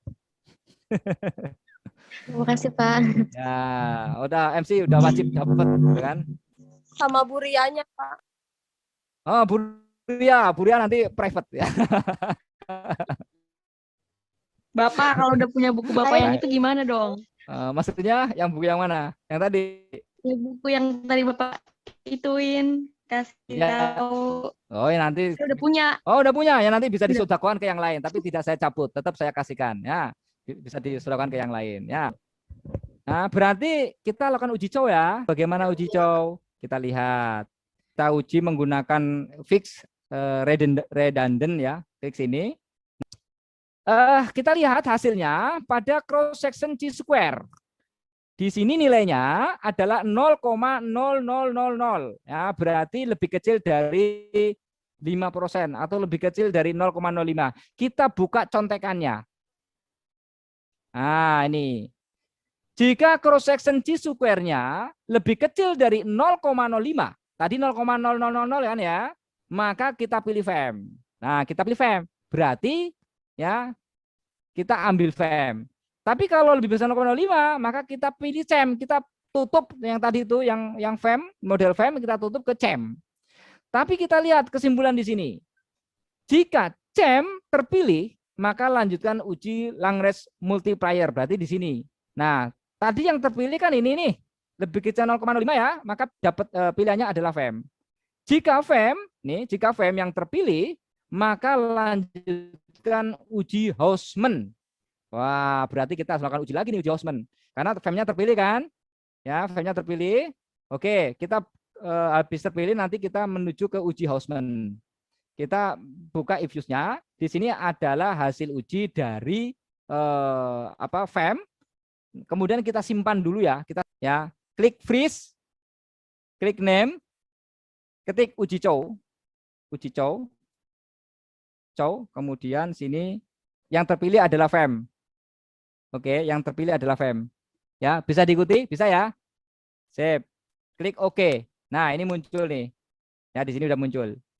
Oke, udah muncul ya. Kita close aja inilah, kita close. Udah kesimpan kok. Ini close semua nih. Ya, kita close. Nah, biar bersih. Ya. Kemudian menurut ini ya, kita pilih FEM ya, maka lanjutkan dengan uji Hausmann. Baik, kita menuju ke uji Hausmann ya. Di sini untuk uji Hausmann, maka bukalah model rem. Ya, kemudian lakukan uji correlate random effect Hausmann test. Oke. Jadi kita pilih FEM, tapi kita uji FEM ini dengan rem. Kita bandingkan. Caranya kita buka rem, ya, bukan FEM-nya yang dibuka, tapi model remnya, random effect model. Kita ke if-use. Kita buka if-use, klik if-use.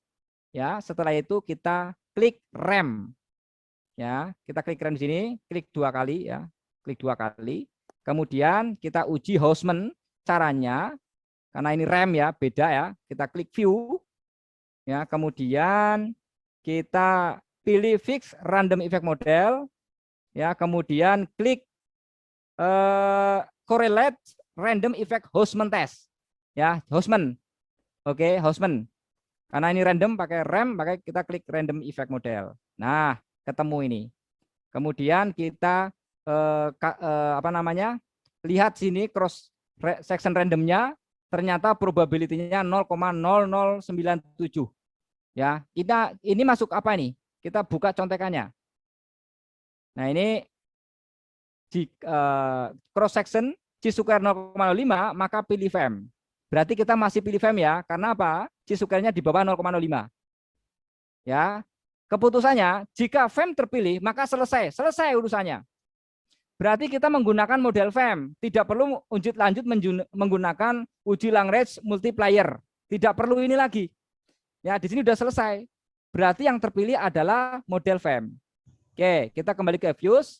Ya, ini hasilnya lebih kecil 0,05, maka kita pilih FEM dan selesai ujinya.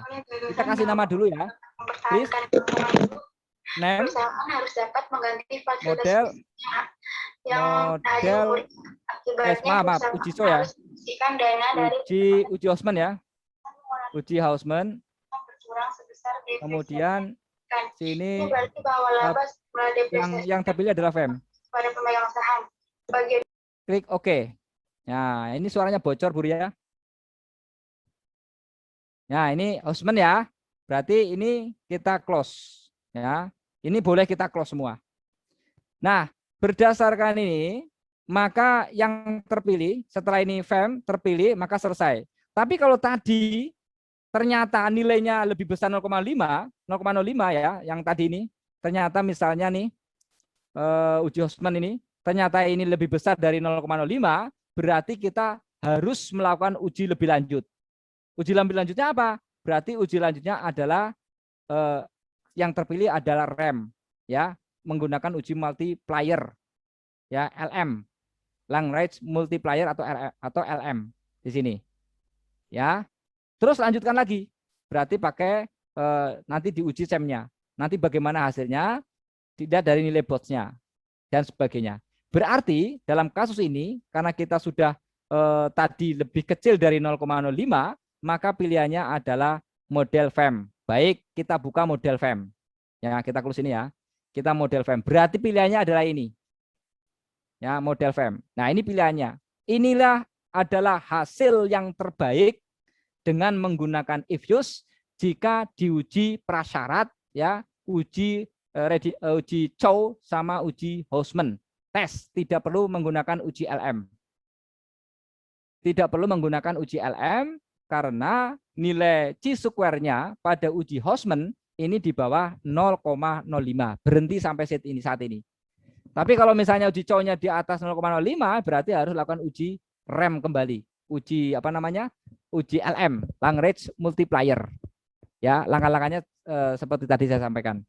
Ya, seperti itu. Pakai view di sini, pakai view, kemudian fix random effect testing ya. Ini kalau dilanjut dengan LM ya. Kemudian klik omitted random effect. LM, Lagrange multiplier. Jadi yang ini pakai untuk multiplier, yang ini untuk likelihood ratio untuk uji Chow ya, yaitu membandingkan antara common effect dengan fixed effect model. Kemudian ini untuk uji REM ya, membandingkan antara fixed effect model dengan REM Hausman. Seperti itu. Arina, bisa dipahami Arina? Bisa Pak, tapi agak mengganjal sih. Apa yang mengganjal Arina? Ada beberapa jurnal yang bilang kalau semisal udah melalui uji Hausman, itu kan udah apa namanya? Yang fix itu yang dipakai udah ya, model FEM atau fixed effect. Ya. Nah, kalau semisal udah lolos dari FEM itu, udah fix tuh, itu harus melakukan uji random effect, pakai apa? Uji multiplier. Apa sih LM itu loh, pakai harus meneruskan ke LM. Model yang pakai uji LM. Ya. Tadi kan Pak Sugeng bilang kalau harus berhenti di uji Hausman kalau misal udah ketemu di fixed effect-nya, tapi beberapa jurnal aku baca itu harus meneruskan uji lagi. Jadi 3 uji tersebut harus dicoba semua gitu. Baik. Nanti dilihat dari nilai probability-nya, dari chi-square probability-nya. Jika nilai chi-square probability-nya saat menggunakan Hausman dia lebih besar dari 0,05. Nanti cek lagi jurnalnya. Nanti cek lagi artikelnya, ya, cek baik-baik. Ya. Ketika nanti artikel FU itu banyak. Ketika nanti ternyata di cross section-nya itu lebih besar 0,05 hasilnya ya, maka silakan lanjutkan dengan LM. Apabila nanti di uji Hausman ternyata cross section-nya ya pada penggunaan REM, random effect modelnya, random effect model nih, ternyata hasilnya lebih kecil 0,05, maka cukup sekian sampai FEM. cukup sekian sampai fem. Ya, nanti dicek lagi Arina untuk jurnalnya. Perhatikan benar-benar ketentuannya. Oke. Perhatikan benar-benar ketentuan dari artikel tersebut. Saya tidak mengatakan artikel itu keliru. Ya, mungkin nanti perlu dibaca kembali sehingga bisa matching dengan yang sudah ada di slide ini. ya. Nanti Oke, perhatikan benar-benar. Nah, memang uji Hosman keputusannya adalah dibuka model remnya, kemudian nanti lihat hasilnya. Ya, insya Allah nih, karena ini sudah saya cek juga di beberapa artikel, ini berhenti sampai di sini. Kecuali apabila uji rem random effect model lebih besar 0,05 hasilnya, maka silakan dilanjutkan dengan LM. Oke. Ini pilihan ya, yang tadi pilihannya sudah kita tentukan, yaitu menggunakan FEM. Selesai. Ini FEM. Teman-teman kalau ingin memastikan ini FEM atau bukan sih, gitu kan? Ya, misalnya nggak yakin dengan nama ini ya, cek aja di estimate ini. Klik estimate, kita lihat panel option, ternyata fix, berarti FEM. Oke? Kita klik oke ya. Oke. Langkah selanjutnya, nah ya kan, masih ada langkah selanjutnya, berarti kita uji FEM. Kita pastikan apakah ini memenuhi uji prasyarat yang lain atau tidak. Memenuhi uji normalitas atau tidak. Gitu loh. Ya, kemudian secara multicall memenuhi atau tidak. Kemudian autokorelasi memenuhi atau tidak.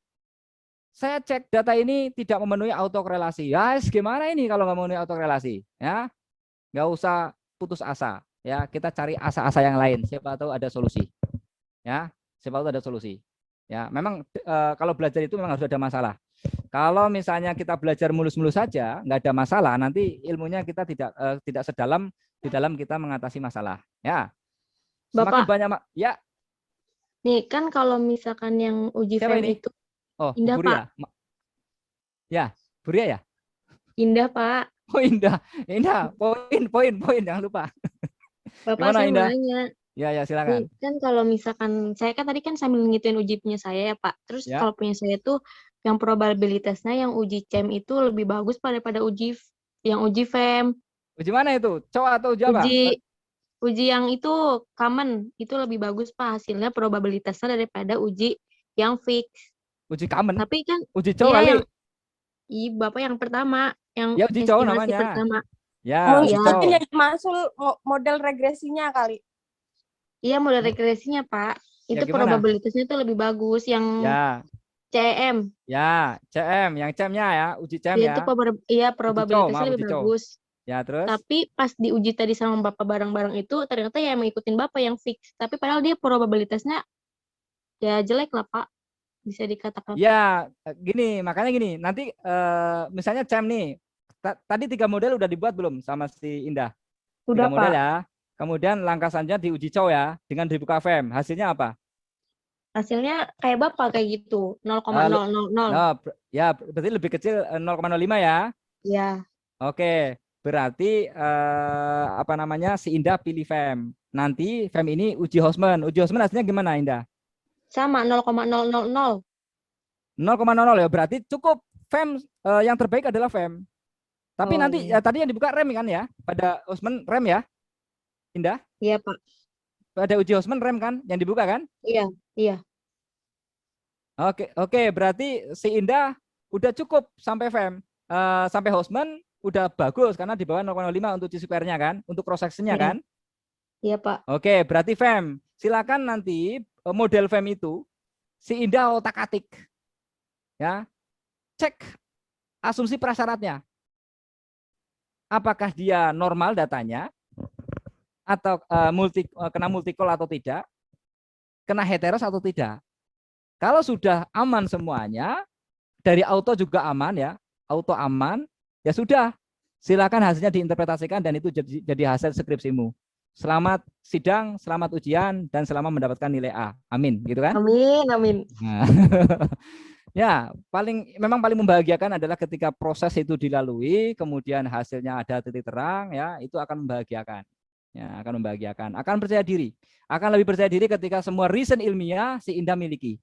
Indah pahami, sehingga ketika ada pertanyaan-pertanyaan dari dosen-dosen, si Indah bisa menjawabnya dengan logik, ya, dengan rasional. Seperti itu. Oke, kita lanjut ya. Nanya Pak, saya Pak. Cakep. Ya, ini ngalah ini. Nama siapa? Ahmad Maulana. Ahmad Maulana Pak, iya Pak. Itu kan Ya, Bapak kan gimana, Ahmad? 31 perusahaan Pak ya. Kalau misalkan Ya, minimal 31 perusahaan perusahaan. berapa? Minimal perusahaan berapa Pak? Kalau saya kan 10 Baik. perusahaan tuh. Kira-kira Ah, Eviosa jalan nggak tuh?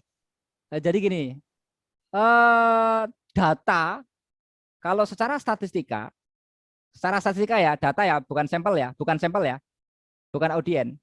Tapi data secara data itu minimal 30 data itu sudah dianggap normal, data normal.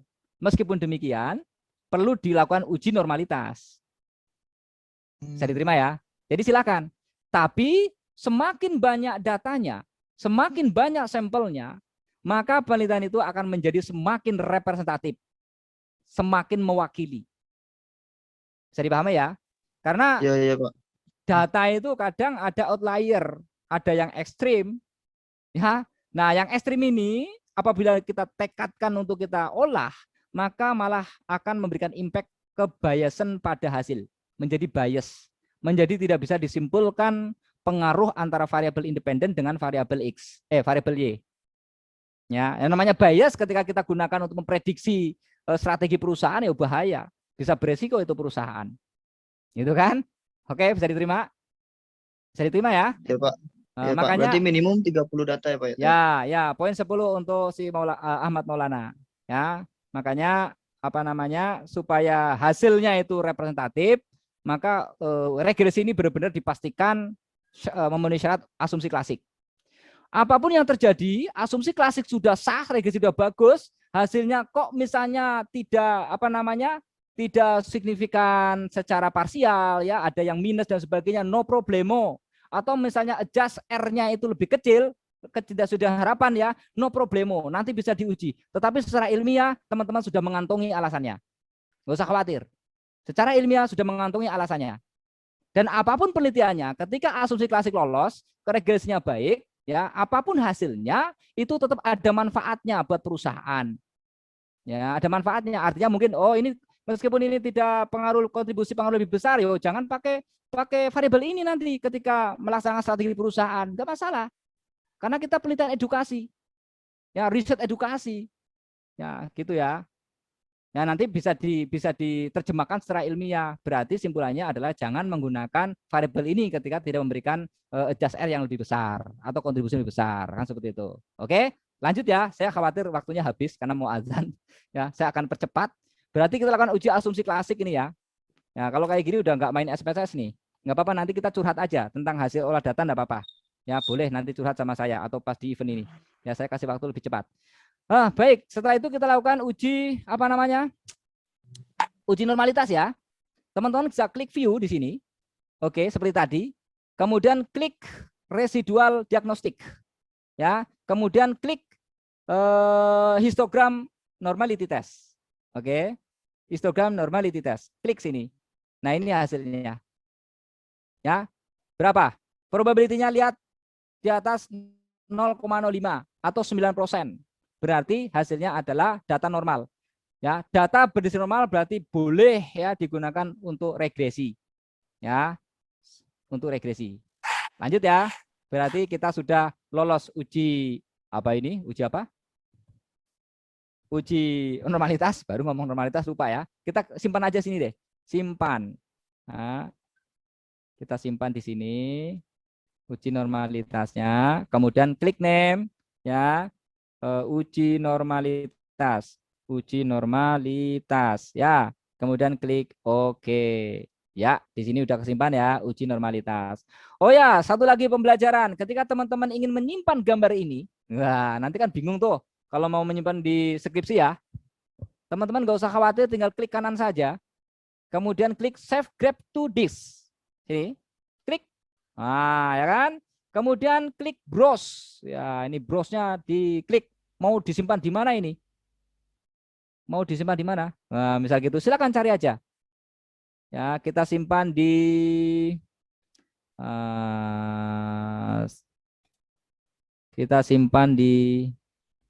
pelatihan Ibu sini. Ya, di sini ada save type. Silakan Anda klik sini. Kemudian klik, karena ini gambar ya, maka gunakan PNG. Ya, PNG mana PNG? Nah, ini PNG nih ya. portable network graphic PNG. Klik saja, kemudian klik save. Nah, lihat tuh yang disimpan di folder. Insya Allah ada gambar PNG-nya, ya seperti itu. Oke, oh ya, di oke dulu, oke dulu. Nanti kalau belum oke nggak kesimpan. Oke, nah udah kesimpan, ya Insya Allah kesimpan. Ya, oke. Setelah itu uji apa lagi nih? Uji multikol ya. Baik, kita akan uji multikolinearitas, ya. Kita lakukan uji multikolinearitas. Pak Sugeng, waktu kita Ya. 30 menit lagi ya. Oke, baik, saya akan percepat. Kita tutup saja ini ya. Nah, kita akan uji multikolinearitas ya. Di sini pilih quick. Oke. Kemudian kita pilih grup statistik ya. Kemudian pilih correlation. Ya, pilih correlation. Kemudian silakan masukkan variabel yang akan diteliti, yang akan diuji multikol. Berarti variabel berapa? Independennya aja ya. X1, X2, X3, X4 ya. Kemudian klik OK. Nah, klik yes. Nah, ini uji multikolinearitasnya. Ketika lebih kecil atau lebih kecil dari 0,8 atau 0,9 maka dia aman dari multikol, masih bisa digunakan. Ya, ini 0,41 berarti lebih kecil, 0,7 lebih kecil, 0,8 lebih kecil semua, lebih kecil ya. Berarti ini aman dari multikolinearitas. Silakan disimpan. Ya, silakan Bapak, disimpan. Ya. Kalau 0,89 berarti masih aman kan, Pak? Aman. Yang penting di bawah 0,9. Beberapa literatur di bawah 0,9. Silakan, aman ya. Aman. Oke, bentar lagi lulus si Indah Kurunisa. Klik freeze, kemudian name ya. Name. Nah, ya. Ini name ya. Kita klik name di sini. Silakan kasih nama uji multikol. Multikol ini bentar lagi mau selesai nih, ya. Insya Allah mau selesai, saya percepat. Nah, ini udah selesai. Nah, bagaimana ketika ini mau disimpan dalam bentuk Word ya, PNG. Oke, semua file dalam bentuk Word. Caranya gampang. Kita masukkan area kursornya di daerah tabel ini ya, di mana aja terserah lah ya. Kemudian klik kanan. Oke, kemudian save table to disk. Oke, kemudian klik browse-nya. Kita mau taruh di mana? Silakan taruh di data ini. Kemudian taruh di pelatihan Ifuse ya. Kemudian di sini udah ada ya.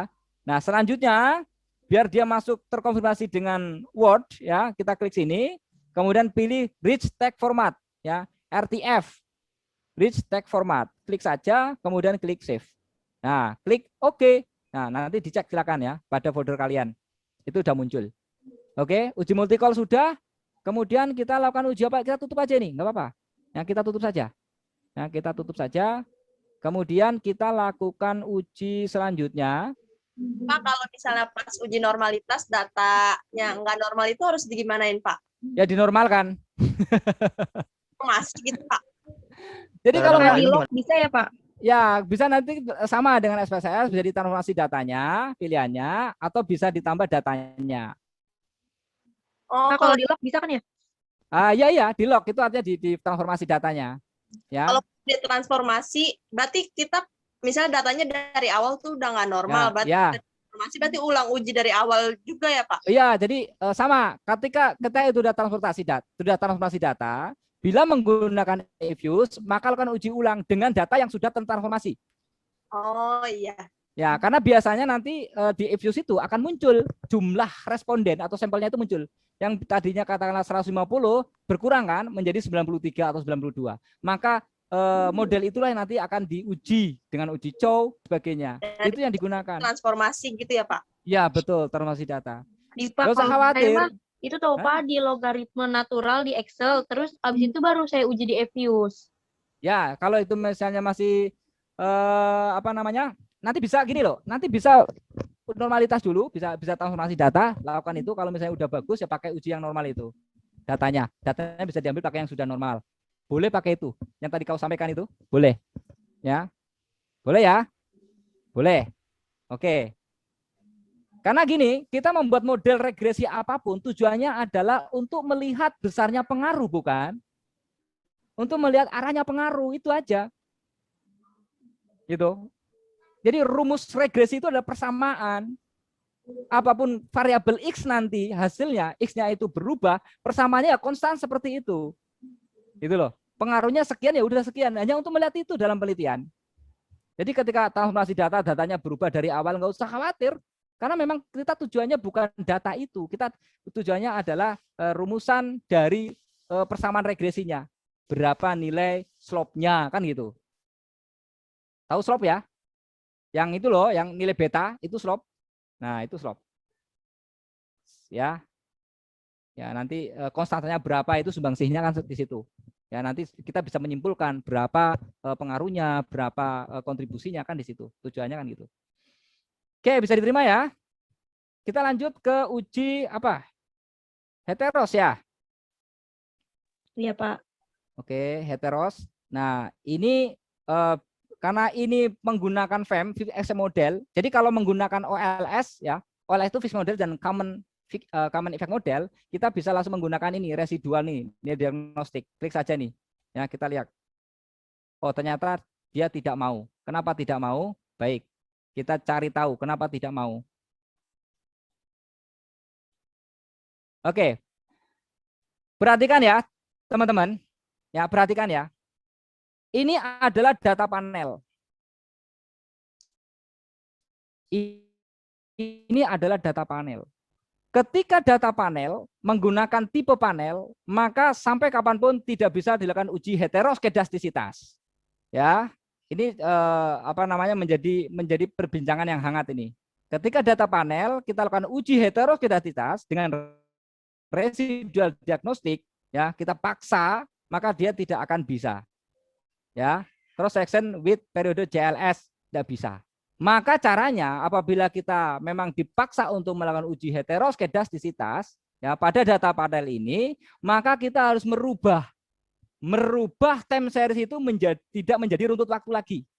Ya, berarti menggunakan unstructured. Oke, bisa diterima? Jadi kalau kita menggunakan ini nggak akan pernah bisa. Karena ini data panel. Bahkan beberapa artikel mengatakan data panel tidak perlu dilakukan uji heteroskedastisitas.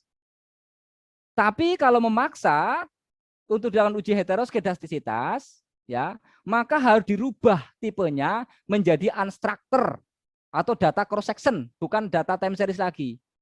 Bagaimana caranya? Caranya yang seperti kita awal, yang tadi kita buat regresi itu. Ya, kita buat data lagi, baru lagi. Oke, data baru lagi. Bisa dipahami? Jadi kita ada cara aja. lain nggak, Pak? Ada cara lain. Nah, kita coba cara lain ya. Kita tutup saja ini ya. Ini kalau kita memaksakan mau uji heteroskedastisitas, karena beberapa artikel ketika pendekatan OLS memang bisa menggunakan heteroskedasticity. Baiklah kalau dipaksa seperti itu. Ya, bagaimana cara kita melakukan pemaksaan? Ya, meskipun pemaksaan itu nggak enak, tapi nggak apa-apa. Kita coba untuk makan yang nggak enak. Klik general. Nah, di sini ya. Klik general ya. Kemudian lakukan apa namanya? Klik general. Kemudian di sini ya, karena yang diuji heteros itu adalah residual absolutnya, ya betul ya, ya Bu Ria ya. Kalau heteros itu residual absolut ya Bu Ria ya. Ya, kalau di SPS kan residual absolut ya. Iya. Berarti residual absolut ya, resubs gitu kan, sama dengan absolut atau ABS ya dikali resid. Nah, residual. Jadi nilai residnya kan residual dulu, setelah itu dipositifkan menjadi residual absolut. Nah, kan gitu kalau di SPSS. Tinggal teman-teman klik OK ya. Setelah itu mana? Residual absolut. Nah, ini residual absolut. Ini resid kali ya. Oh ya, ini residnya ya. Kayaknya tadi salah nulis saya ya.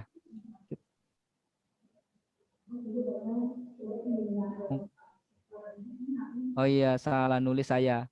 Kita ulangi lagi saja. Ya, kita ulangi lagi. Pada data ini FEM ya. Oke, lanjut ya. Kita ulangi lagi general ini, nggak apa-apa, kita ulang general. Kemudian kita tulis resub absolut ya. Tadi sama dengan ya ABS absolut kali resid ya. Resit. Tadi saya salah nulis. Resit, kemudian klik OK. Ya. Mana resap? Nah, ini nih, resap nih ya. Berarti ini yang salah nih, reap ini kayak yang salah ini. Yang salah ini. Kita resap. Ya.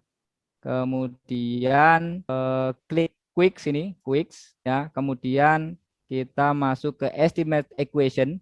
Oke. Kemudian kita ketik di sini. Kita ketik di sini rumusnya resap ya, residual absolute, resaps, kemudian C-nya boleh di belakang, di depan enggak apa-apa, X1, X2, X3, X4 ya. Kemudian kita klik di sini, jangan lupa data panelnya disesuaikan ya. Kemudian pakai fix ya, fix effect model tadi karena yang menang adalah FEM. Kemudian klik OK. Nah, ini hasilnya nih. Ini hasilnya nih. Ya, ini hasilnya. Ini di delete, ditutup aja ini. Nah, bikin riweuh. Nah, ini hasilnya nih. Oke, kita lihat. Untuk resapnya semuanya di atas 5%. Ya, 0,05, 0,97 di atas 5%. Di atas 5%, di atas 5%, di atas 5%, 0,07 di atas 5% ya. Ini resapnya. Ya, ketika dengan data resapnya. Kemudian kita kasih nama dulu ya. Udah mau habis waktunya. Kurang 15 menit. Kita kasih nama di sini resap. Apa namanya? Uji heteros ya. Uji heteros. Uji hetero. Berarti ini aman dari heteroskedastisitas. Baik, ini semua kita sudah lakukan ya, uji heteros, multicol ya, kemudian uji autokorelasi. Kalau uji autokorelasi teman-teman bisa lihat di sini. Kita karena yang menang adalah FEM ya, maka kita pilih FEM-nya. Jadi Indah Khaurinisa nanti bisa gunakan si Indah pakai FEM yang sudah diuji, yang tadi sudah dipilih ya dalam penelitiannya si Indah. Nanti silakan Indah lakukan interpretasi atas data dari FEM. Uji autokorelasi bisa dilihat di sini Indah, ya durbin Watson-nya. Ini kena autokorelasi atau tidak? Berarti hubungannya antara grafik durbin Watson ya DL dengan DU, ya. Atau kalau mau pakai autokorelasi dengan nekat ya bisa juga dirubah menjadi unstructured. Unstructured kemudian nanti pakai LM, ya. Unstructured Tapi pakai bisa kan LM Pak ini. pakai FEM itu doang, Kelihatan terus nggak? nanti tinggal diinterpretasi. Nah di sini ada LM ya kalau unstructured ya. Ya. Iya Pak. Tapi kalau pakai FEM doang langsung diinterpretasi bisa Pak? Yang apa? Yang like saya atau Pak Sugeng? Pas Sugeng Bu keluar. Mati ya tadi ya? Padahal Iya Bapak, saya udah nanya. udah banyak ngomong saya, udah cerewet banget saya. Ternyata mati. Oke, cukup demikian ya. Kalau ada pertanyaan silakan tanya. Silakan bagi teman-teman, walaupun tadi kita juga sambil ini ya, diskusi berjalan ya. Masih ada yang mau ditanyakan? Bapak, terus kalau uji hipotesis ambilnya dari mana Pak? Kemudian uji nyambung ya, masih nyambung ya. Asumsi terpenuhi semua, uji regresi juga menjadi pilihan yang terbaik. Nanti teman-teman masih ada lagi, yaitu uji Durbin Watson, uji autokorelasi nanti dicek, ya. Kalau ini aman dari autokorelasi berarti aman. Ini masih ada waktu, saya interpretasikan ya. Ini semuanya signifikan ya, karena di bawah 0,05, artinya secara parsial X1 signifikan, X2 signifikan, X3 signifikan, X4 signifikan, berpengaruh terhadap variabel Y, ya. Jadi semuanya signifikan. Oke. Ini ada nilai konstantanya. Kebetulan nilai konstantanya adalah negatif. Ya, koefisien apa namanya nilai interceptnya ya, ini negatif. Bisa dengar nggak suara saya masih? Buria, masih dengar? Bisa Pak, itu pakai model FEM ya Pak? Masih. Ya, ini pakai model FEM karena ini yang terbaik. Tapi kalau misalnya yang terbaik dari uji Chow di Hausman itu ternyata model pakai rem ya silakan aja. Ya, kalau udah pakai LM rem ya silakan aja, nanti lihat hasilnya. Ya, cuman pas contoh ini FEM yang terbaik. Ya, ini FEM yang terbaik. Nah, nanti kalau teman-teman di sini ini ternyata nilai konstantanya negatif. Perhatikan ya, ini yang sering menjadi ketakutan dari para mahasiswa ketika nilai konstantanya negatif. Betul nggak? Ya, jadi ketakutan ya. nilai konstanta yang negatif atau positif ini abaikan. Abaikan ya. Karena yang mempengaruhi di dalam pengaruh ini adalah nilai slope dan nilai dari variabel itu sendiri. Ya, yang mempengaruhi perubahan terhadap Y. Sedangkan konstanta ini adalah titik awal, dia berada di mana kalau secara grafik. Ya, apakah dia berada di negatif atau di positif tidak masalah. Yang penting nilai perubahannya, nilai slope-nya. Ya, nilai koefisien regresinya. Yang penting itu sama variabelnya. Ya, banyak referensi yang menyatakan demikian. Jadi jangan takut ketika nilainya ini negatif atau positif, tidak masalah, nggak ngaruh. Ya, kalian bisa asumsikan kok, misalnya gini, Y sama dengan A plus BX. Oke, katakanlah misalnya Y sama dengan A. Sorry, saya pakai ini aja ya, pakai Word ya, biar kalian terbayang ya. Kurang beberapa menit, maaf. Mudah-mudahan ini bisa terkejar. Ini pesan-pesan terakhir ya. Pesan-pesan terakhir. Nah, ketika nanti misalnya kalian menemui Y sama dengan, ternyata konstantanya adalah negatif, min 2 katakanlah, koma sekian-sekian ya, atau min 0, sekian ya, 0,9 katakanlah ya. Kemudian ditambah nilai ininya adalah misalnya berapa? Asal nulis lah ya, kali X1. Nah, jika teman-teman melihat ini konstantanya adalah negatif, jangan dijadi persoalan bahwa penelitian itu gagal. Jangan, karena penelitian kalian itu enggak gagal. Ya, nilai yang mempengaruhi perubahan ini bukanlah nilai ini, bukan nilai intercept, tapi yang memberikan perubahan terhadap nilai rata-rata Y adalah nilai ini. Ya, nilai slope dan nilai dari variabel itu sendiri. Ya, artinya katakanlah misalnya ini promosi katakanlah. Nah, misalnya promosi. Ya. Nah, promosi ini ketika perubahan nilai X1-nya adalah 2, berarti 2 kali ini adalah berapa? 90 kan? 90 ditambah min sekian, maka perubahannya adalah sekian. Kalau misalnya ini 0, promosi aktif promosi 0, berarti ini menjadi nilai 0 kan? Betul nggak? 0. Nah, 0,9 tambah 0, min kan min.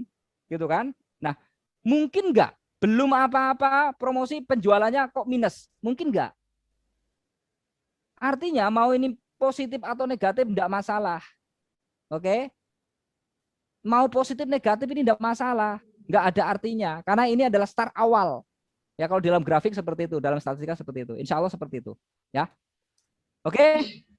Bisa diterima? Saya kira demikian. Untuk pelatihan IFUS kita sudah belajar ya dari model bagaimana menggunakan CEM, REM, kemudian uji Hausman, uji uji Chow, uji LM ya. Kemudian bagaimana cara mendapatkan regresi yang terbaik, kemudian lakukan uji prasyarat yang lain, normalitas, kemudian uji multikolonialitas, uji heteroskedastisitas ya, dan uji lainnya, Durbin-Watson dan sebagainya. Hanya masih ada satu PR, yaitu bagaimana cara membuat autokorelasi yang mungkin kena autokorelasi, yang bebas dari autokorelasi, yang mungkin kena autokorelasi, tapi nanti lain waktu saja ya, atau teman-teman nanti bisa lihat pada tutorial saya di channel saya. Insya Allah nanti saya akan berbagi dengan channel saya. Dan mohon maaf tadi saya mau menyimak tentang SPSS nanti.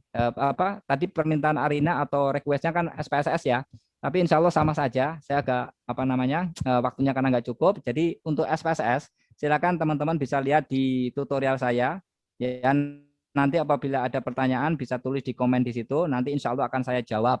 Atau teman-teman bisa langsung call saya. Ya, kalau apabila ada pertanyaan, teman-teman jangan